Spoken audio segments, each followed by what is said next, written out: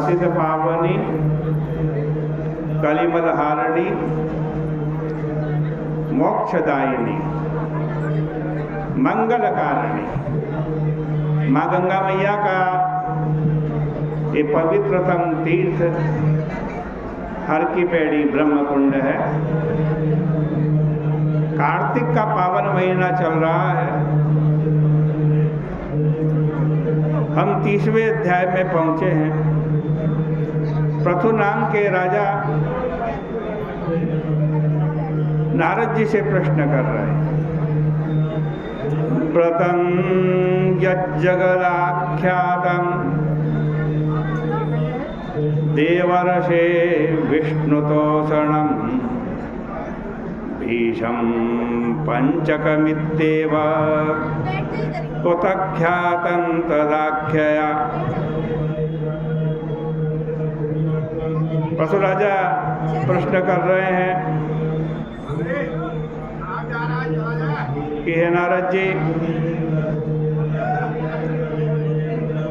संसार में प्रसिद्ध विष्णु भगवान को प्रसन्न करने वाला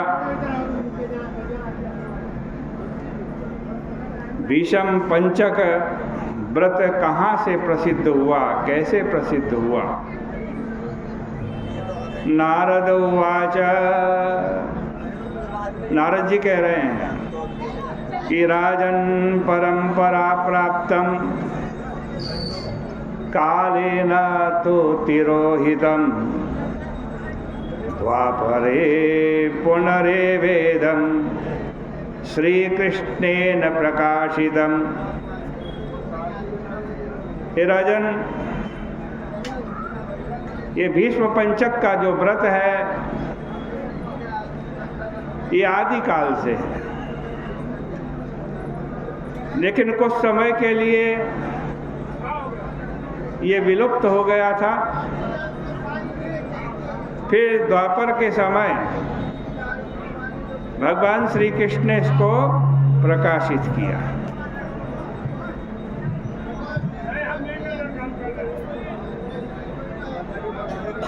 भीष्म जी से भगवान श्री कृष्ण ने इस व्रत को कहा था और भीष्म जी ने इस व्रत को किया था। इसीलिए इस व्रत का नाम भीषम पंचक है।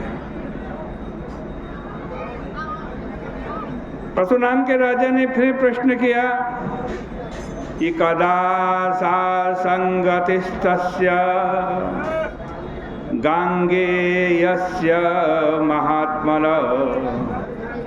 कृष्णेन सह देवर्षे कदा पृष्टश्च केशव।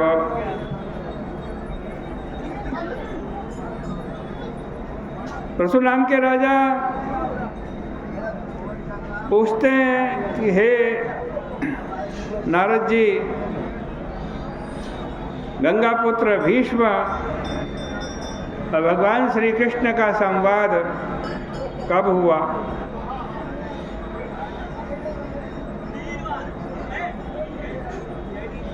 कब उनकी संगति हुई?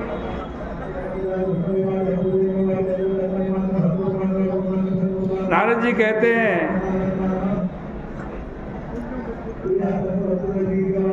एक बार भगवान श्री कृष्ण पांडवों के दूत बनकर के कौरवों के पास आए।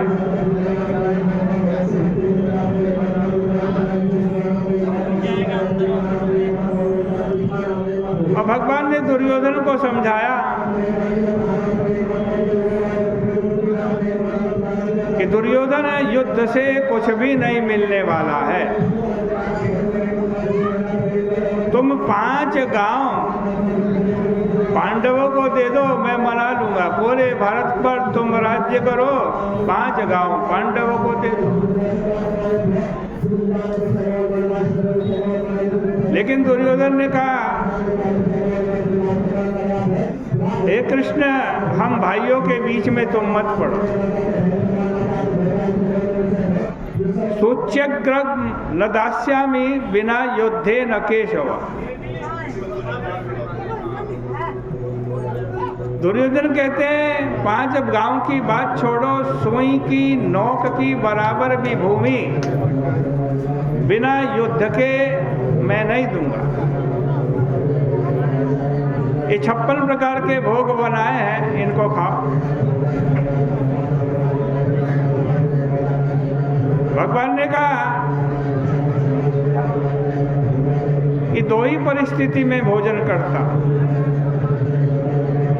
या तो भोजन कराने वाले के अंदर इतना प्रेम हो कि मैं विवश हो जाऊं भोजन करने के लिए, या मुझे बड़ी तेज भूख लग रही हो, भोजन किए बिना रहा ना जा रहा, न तो मुझे भूख है और न ही तुम्हारे अंदर इतना प्रेम है।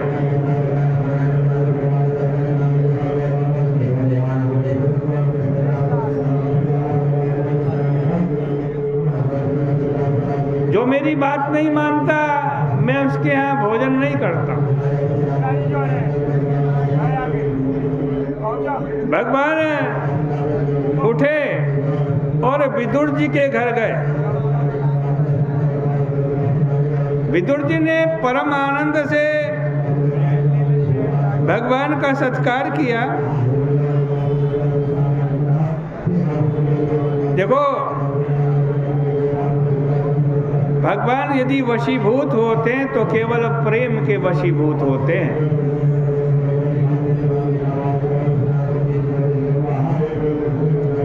भगवान स्वयं कहते हैं कि मन्ने न जातिर न च पंडितत्वम, मन्ने न जातिर न च पांडितत्वम, न वा धनत्वम न च शूरतां च, सर्वे गुणास्तस्य नतोऽस्य कारणं, प्रेम्णेव कारुण्यनिधि प्रतुष्यते। भगवान स्वयं कह रहे हैं कि मन्ने न जातिर, कोई बहुत ऊंची जाति का हो, सरयोपारीण ब्राह्मण हो, तो उसकी ऊंची जाति देख करके मैं उस पर प्रसन्न नहीं होता। कोई बहुत विद्वान हो, पंडित हो,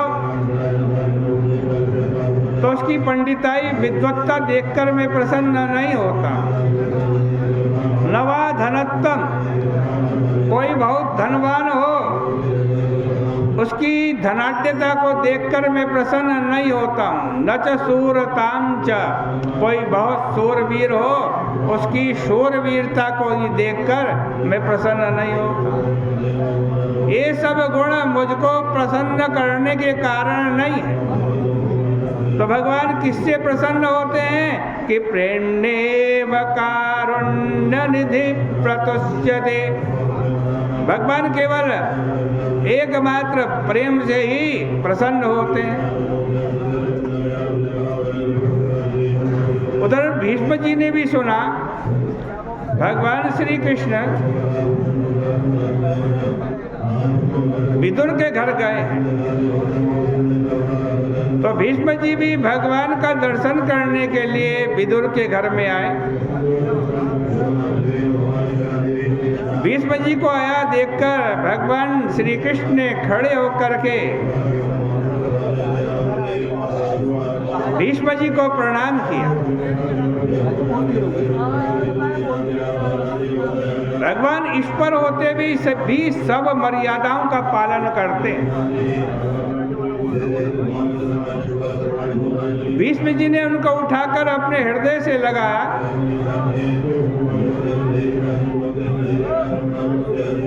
और जब सब लोग अपने अपने आसन पर बैठ गए तो बैठकर परस्पर एक दूसरे की कुशलता पूछने लगे।